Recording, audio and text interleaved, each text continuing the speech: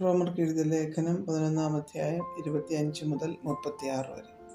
സഹോദരന്മാരെ, നിങ്ങൾ ബുദ്ധിമാന്മാരെന്ന് നിങ്ങൾക്ക് തന്നെ തോന്നാതിരിപ്പാൻ ഈ രഹസ്യം അറിയാതിരിക്കരുത് എന്ന് ഞാൻ ആഗ്രഹിക്കുന്നു.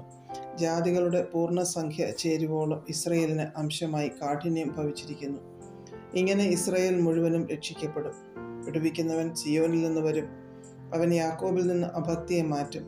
ഞാൻ അവരുടെ പാപങ്ങളെ നീക്കുമ്പോൾ ഇത് ഞാൻ അവരോട് ചെയ്യുന്ന നിയമം എന്ന് എഴുതിയിരിക്കുന്നുവല്ലോ. സുവിശേഷം സംബന്ധിച്ച് അവർ നിങ്ങൾ നിമിത്തം ശത്രുക്കൾ, തെരഞ്ഞെടുപ്പ് സംബന്ധിച്ച് പിതാക്കന്മാർ നിമിത്തം പ്രിയന്മാർ.